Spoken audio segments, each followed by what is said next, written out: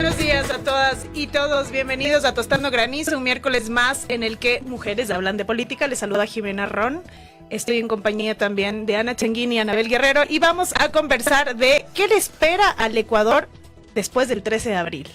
Si es que se define el 13 de abril también, un poco eso habrá que ver, pero en todo caso, o sea, si se define a partir de que no haya impugnaciones, pero ¿cuál será la tónica que tendrá el país? Si gana Luisa González o si gana Daniel Noboa. Vamos a hablar un poco de los planes de gobierno, de lo que ha pasado en la campaña, de lo que se dijo en el debate, cuál es esta expectativa que realmente debemos de tener los ecuatorianos en relación a quién nos va a gobernar los próximos 4 años.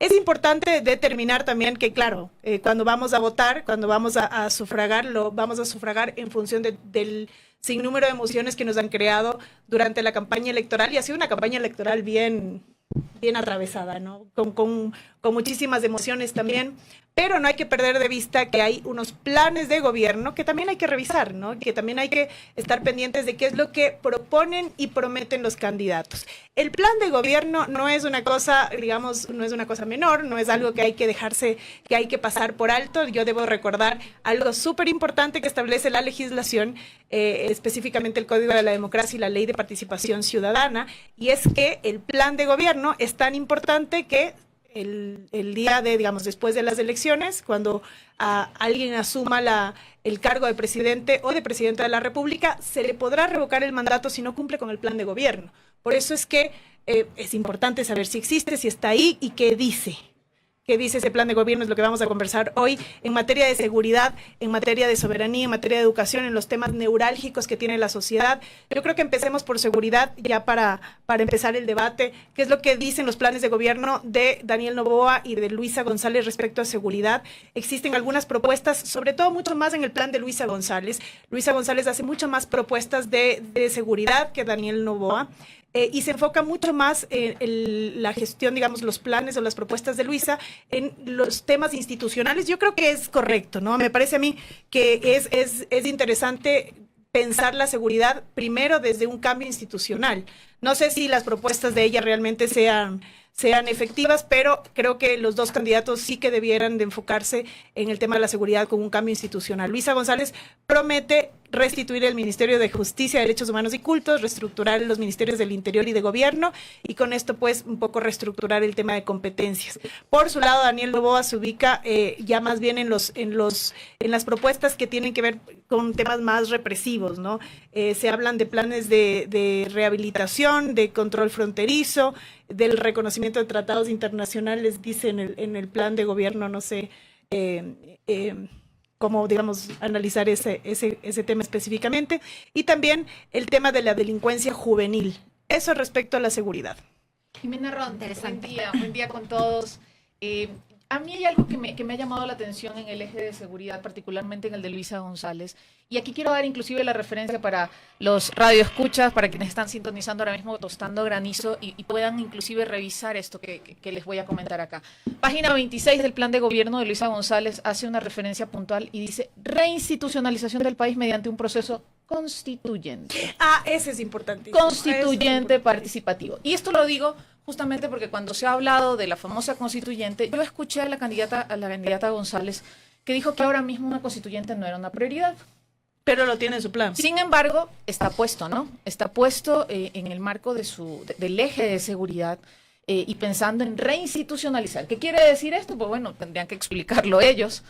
Yo podría desarrollarlo, pero seguramente tendría una visión subjetiva, Anita, pero perdón, consta en el plan. Y tomando en cuenta que se firmó este acuerdo con Pachacuti, en donde se habla de que no caminar hacia una asamblea constituyente. Totalmente, es uno de los 25 puntos, el no ir ahora mismo a la constituyente. Una cosa importante también sobre el plan de gobierno, que creo que debemos nosotros ahora mismo transmitirla, es que el plan de gobierno no solamente es este documento importantísimo en el cual constan las promesas, los compromisos, debería constar también el cómo. Y pocas veces podemos encontrar el cómo. Lo que pasa es que en el Código de la Democracia, Anita, y eso también es importante, no te establece como requisito el cómo.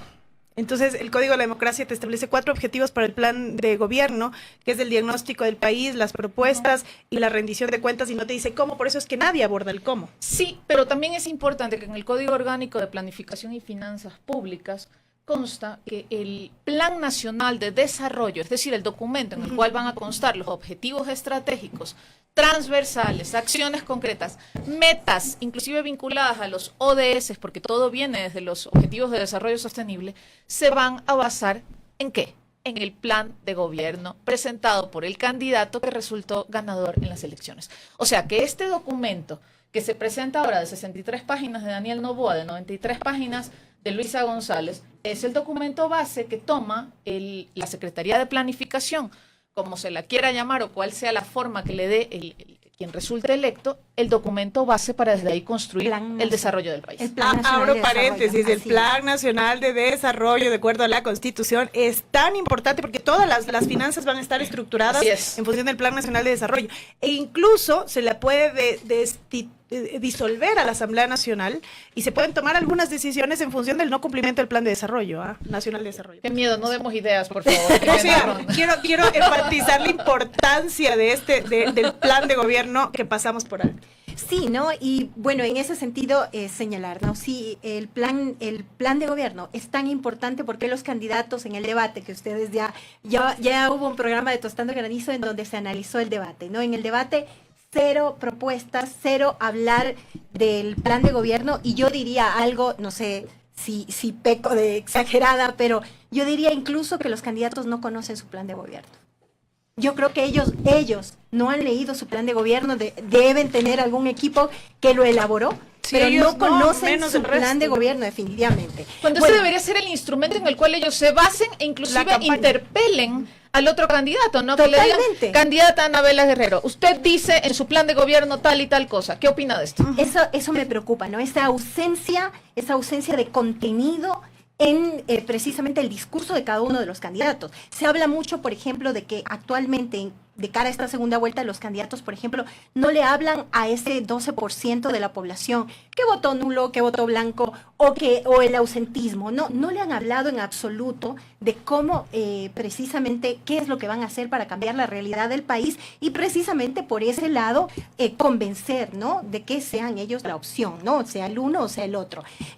Previo a comentar también unos ejes de los planes de gobierno de los dos candidatos, yo quisiera, digamos, rememorar o volver a hablar de esto porque ya lo hemos tocado aquí en varios programas, ¿no? ¿Cómo quedó conformada la Asamblea? Porque de ahí depende mucho la gobernabilidad, ¿no? Sí. Entonces, la Asamblea quedó conformada por 67 representantes de Revolución Ciudadana, de Reto, 66 de ADN, el partido del presidente de la República, del actual presidente candidato, 9 del Movimiento Unidad Plurinacional Pachacutic, 4 del PSC, Partido Social Cristiano, 1 del PSP, y 1 de Unidad UP-MC 25 y 2 provinciales, ¿no? Eso me parece importante retomarlo de una u otra forma porque el plan de gobierno, como ustedes lo han señalado, luego se traduce en este Plan Nacional de Desarrollo. Correcto. Y de ahí surge, digamos, todas las propuestas que tienen que haber, que tienen que pasar también, digamos, por lo legislativo, por la función legislativa. Pero si hablamos de este bipartidismo prácticamente, ¿cómo se va a lograr esa gobernabilidad y aterrizar esos planes de gobierno precisamente para poder ejecutar política pública y todo lo que se requiere?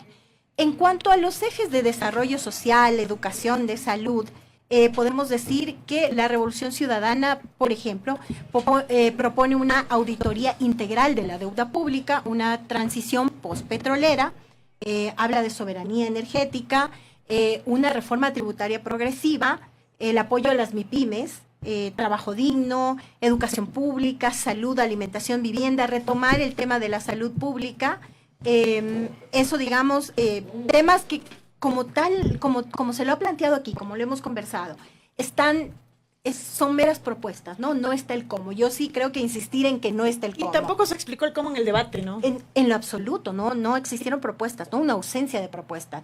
Luego, ADN plantea el acceso universal a la salud. Sin embargo, creo que todos somos conscientes de que durante el mandato de Daniel Noboa el tema de salud está muy venido a menos. Hay una desinversión total. Habla de reducir la desnutrición crónica infantil, creo que ese es un tema sumamente importante, provisión de infraestructura educativa, reducción de la pobreza, pero en el plan de Daniel Noboa se plantea mucho lo de los bonos, que lo hemos venido escuchando incluso en plena campaña electoral, ¿no? Entonces, este tema de los bonos, que no es que esté mal, pero digamos, te plantea este tipo de situaciones, pero no cómo mejorar las condiciones de vida de los ecuatorianos a través, por ejemplo, del empleo y del empleo digno. Yo creo que ese es un tema fundamental. O cómo utilizar esos bonos para revertir indicadores o para revertir, para disminuir la desigualdad, que sí se lo hace en otras realidades, ¿no? Que a través del bono de desarrollo humano o a través de un bono de pobreza, como antes se lo denominaba, por ejemplo, tú disminuyes deserción escolar, tú disminuyes, por ejemplo, la falta de vacunación de los niños, nutrición. disminuyes Exactamente. Pero lo que pasa es que me parece a mí que el bono, y bueno, en general la mayoría de propuestas no ataca estos problemas estructurales o no llega más bien a estos problemas estructurales, ¿no? Eso yo creo que es lo neurálgico, Jimé. O sea, no hay un tema estructural. Mira tú que nos comentaba Anita que en este plan de gobierno de la Revolución Ciudadana se habla de un tema institucional a través de una constituyente. Pero, por ejemplo, el tema justicia, que a mí me parece un eje sumamente importante, el tema de justicia. Ellos te siguen hablando del Consejo Nacional de la Judicatura. Y si algo podríamos hablar de cambiar estas estructuras para, digamos, por ejemplo, en el tema de corrupción en la justicia, sería quizás eliminar el Consejo Nacional de la Judicatura por todo lo que ha significado, por lo que en estos mismos momentos significa el Consejo Nacional de la Judicatura. Está entrampado y no funciona y no provee de lo que tiene que proveer a la justicia. Y una cosa interesante en el plan de gobierno de la Revolución Ciudadana sobre tema justicia es que nos hablan de despolitizar la justicia y desjudicializar la política. Y si realmente algo pasó en el régimen del correísmo, fue que lo que menos había era precisamente eso. Más bien la justicia realmente estaba politizada, estaba cooptada, pero bueno, el papel aguanta todo. Y para finalizar un poco el tema género, que realmente creo que es un tema sumamente importante, el tema de cómo tanto el programa de gobierno de ADN como de la Revolución Ciudadana plantea mejorar las condiciones de vida de la mitad de la población de este país. Sí, había un montón de cosas lindas en ambos planes, ¿no? En temas de género. Bastante interesante el tema. Ahora, a mí me preocupa algo.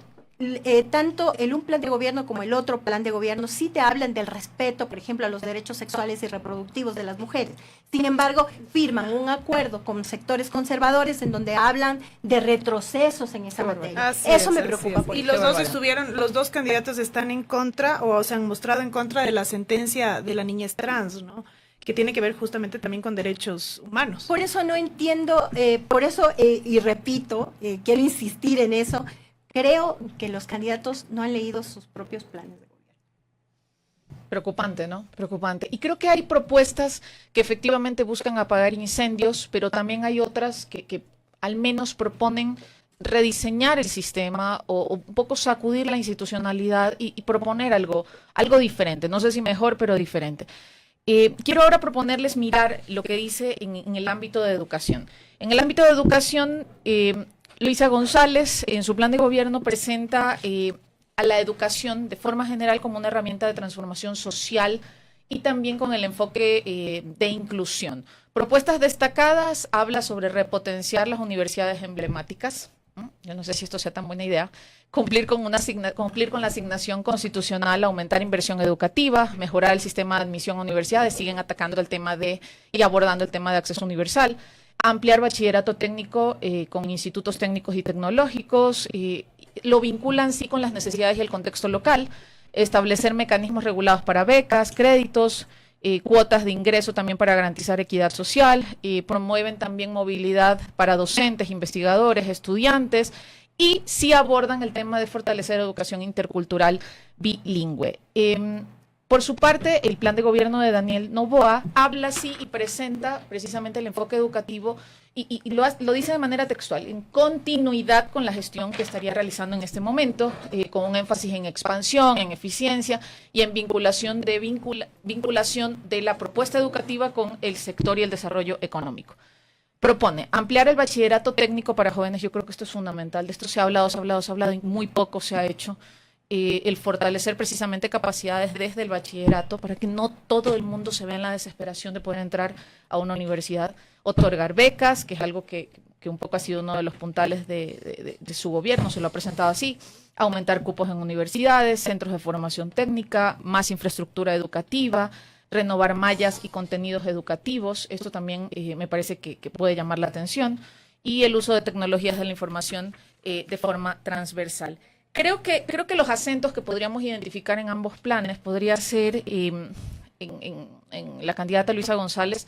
Hay una propuesta más ideológica en el sentido de inclusión, equidad, diversidad, territorialidad inclusive. En cambio, la propuesta de Daniel Noboa yo creo que prioriza infraestructura, cobertura, inclusive eficiencia, y se nota, inclusive se puede leer una propuesta de modernización. Yo creo que también tenemos que considerar que Daniel Noboa tiene algo que de alguna manera sí le juega en contra en términos del plan de gobierno, y es que su plan de gobierno debiera ser una continuación de su gestión. Uh-huh. Y gestión como tal no ha habido, ¿no? O sea, si hay algo que tenemos claro es que la gestión del actual gobierno no ha sido, digamos, muy eficiente en términos de combatir los principales problemas que tenemos en el país, como trabajo, como seguridad y la educación también, ¿no? Recuerden ustedes que incluso en el debate se le cuestionó mucho el tema de la infraestructura, a propósito de la infraestructura que se lee ahora, de la infraestructura de las escuelas, sobre todo en los sectores rurales. Entonces, me parece a mí que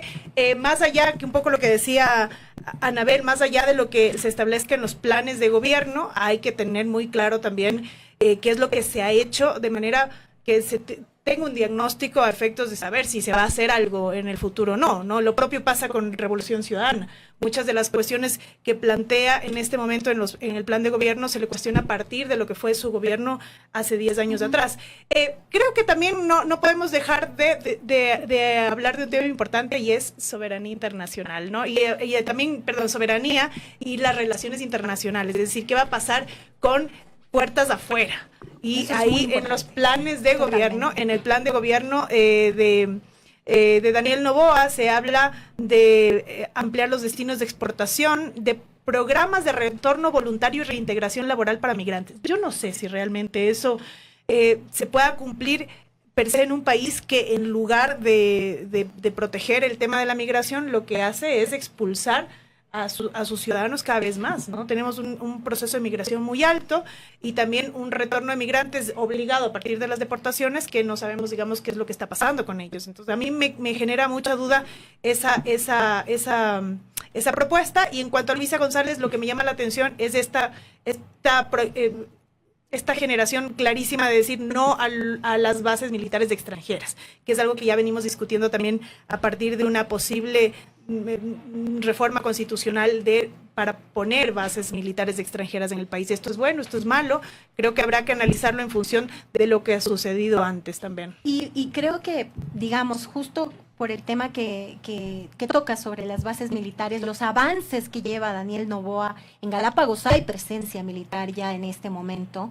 El tema, por ejemplo, también de estos acuerdos con el fundador de Blackwater, Eric Prince, que está en el país, que ha dirigido incluso operativos, que ha acompañado operativos, y que realmente, desde mi punto de vista, es bastante preocupante, ¿no? ¿Qué va a pasar, por ejemplo, con todo esto, ¿no? Dependiendo qué escenario se dé, quién asuma la presidencia de la República, el tema de que la militarización, digamos, este acompañamiento que tiene la Policía Nacional con los militares, los estados de excepción, o sea, cómo se ha manejado hasta el momento el tema de seguridad, qué va a pasar a futuro, ¿no? Creo que de eso también hay muy poco en los planes de gobierno, ¿no? También en el tema económico, creo que los candidatos deberían hablar como más claramente de qué va a pasar una vez que asuman su mandato. Por ejemplo, con el tema del endeudamiento, se dice que ya los bonos soberanos ya tienen que comenzar a cumplirse con ese endeudamiento, con ese compromiso que tiene el país. Hay un sinnúmero de situaciones que definitivamente creo que les hace falta el discurso de cada uno de los candidatos para tener un panorama precisamente de qué va a pasar una vez que ya se encuentren en el ejercicio del poder. A mí el tema de la constituyente realmente me preocupa, tanto del un lado como del otro. Me parece que lo que se busca de una parte y de otra es un modelo de poder. es, o sea, hacer algo a mi medida, porque esta quizás ya no es tan buena para el ejercicio que tengo o la visión que tengo de ejercicio del poder y de desde cualquier ámbito. A mí lo que me preocupa es el autoritarismo, el tema de retrocesos, aunque Totalmente. se dice que no se puede tocar el ámbito de derechos. Sin embargo, a mí lo que me preocupa es precisamente el ámbito, el hecho de que se pueda retroceder en todo lo alcanzado. Sí llama también la atención que hay pasajes y hay inclusive ejes temáticas en las que coinciden muchísimo los planes de gobierno. No sé si ustedes lo identificaron. Sí. Y uno de ellos, por ejemplo, es empleo. A mí me parece muy llamativo que ahora la propuesta de ambos lados, tanto de Luisa González como de Daniel Noboa, se enfoquen en los mismos parámetros, ¿no? Y estamos hablando, ambas candidaturas ofrecen incentivos fiscales para la contratación. Ambas candidaturas hablan de empleo verde, ambas candidaturas hablan de democratizar crédito blando, ambas candidaturas hablan de fortalecer MIPYMES. Entonces también deberíamos identificar algunas similitudes que podemos encontrar en estos planes y yo creo que sin duda, si hablamos de empleo, deberíamos estar hablando de, al menos yo hubiera esperado ver algo de transformación estructural del modelo productivo del país para que se pueda generar empleo de manera más natural y no tan artificial como se espera ahora, que se lo viene haciendo y que por eso es tan poquito lo que se logra en ese ámbito, y pensar sí de manera más territorializada, ¿no? De pensar más en cuál es ese contexto local en el cual se podría incentivar la creación de empleo. Con todo esto les vamos a invitar a revisar los planes de gobierno para que no se tome una decisión sin información. Siempre hemos sido, digamos, en general, muy proclives del voto informado, de generar esta idea del voto informado, porque es la única manera realmente de votar bien. Vamos a irnos al granizo quemado, porque está relacionado, ¿no? Y nuevamente, Jimena Ron, había muchísimos temas de los cuales nosotros podríamos hablar en este granizo quemado durante esta semana. Pero hemos escogido de cara justamente al balotaje, a las elecciones que nos vamos nosotros como ciudadanos a enfrentar este 13 de abril, a señalar como el granizo quemado de la semana la lamentable campaña sucia que se ha dado, las falsedades, las fake news que hemos podido ver de lado y lado para ambos candidatos. Digo para ambos, no voy a referirme a quién ha hecho esta campaña sucia, porque imagínense de dónde podría sacar yo esa información, pero sí para cada uno de los candidatos. Vemos audios realizados con inteligencia artificial, videos también manipulados, información afirmaciones que no corresponden a ninguna de las candidaturas, utilización de niños en un marco de campaña electoral que me parece una cosa completamente reprochable por parte de cualquier persona que quiera hacer política hoy y en adelante. El meterse en la intimidad, en la vida íntima de los candidatos, creo que también es algo que nosotros no debemos naturalizar de ninguna manera. Totalmente de acuerdo Mañana, contigo. querido radioescucha, podría ser usted el que está en esa candidatura. Estoy segura que no le gustaría que se metan con su familia, que se metan con sus hijos, que se metan con su intimidad. Así que nada, no nos cansaremos de resaltar la importancia de generar un juego limpio, el famoso fair play, ¿no? Un debate de ideas. Ojalá que hoy hayamos podido motivarlos un poco a que revisen los planes de gobierno. No, si ahí están todas las respuestas, no. Quisiera decirles que sí, pero no. Pero definitivamente es una herramienta más, es un recurso más que les permite o que les puede permitir tomar una decisión informada, responsable este 13 de abril. Muchísimas gracias por escucharnos. Ustedes saben que siempre pueden vernos y escucharnos todos los miércoles de 8 a 8:30 de la mañana. Se despide ustedes, Jimena Ron. Se despide Anabel Guerrero. Gracias por acompañarnos todos los miércoles de 8 a 8:30 de la mañana. Chao, chao. Soy Ana Changuín. Feliz jornada.